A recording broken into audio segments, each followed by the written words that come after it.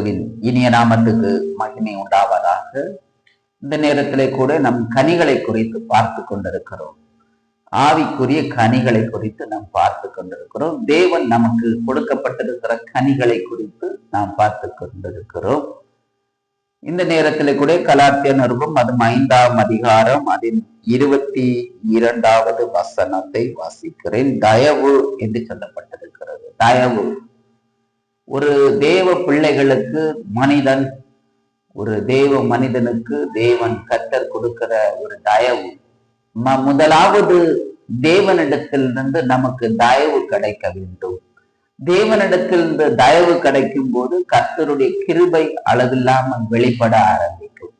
மனிதனிடத்தில் இரண்டாவது தயவு தேவன் நமக்கு கொடுக்க தேவன் வல்லமை உள்ளவராயிருக்கிறார். முதலாவது தேவ தயவு கிடைக்கும்படியாக நம்மை செபிக்க வேண்டும். தேவ பிள்ளைகள் அதிகமாய் செபிக்க வேண்டிய செபம், தேவ தயவு உங்களுக்கு கிடைக்க வேண்டும். அது குடும்ப வாழ்க்கையிலும் சரி, வியாபாரத்திலேயும், தொழில் காரியங்களிலும் கர்த்தர் என்ன செய்யணும்? தேவ தயவு நம்மிடத்தில் கிடைக்கப்படும்படியாக அதிகமாய் நம்ம செபிக்க வேண்டும். அதிகமா ஜெபிக்கும் போது தேவ தயவு நமக்கு என்ன செய்யும்? கர்த்தர் நமக்கு தருவார். தேவ தயவு நமக்கு கிடைக்கும். தேவனுடைய கண்களிலே தயவு கிடைக்கும்.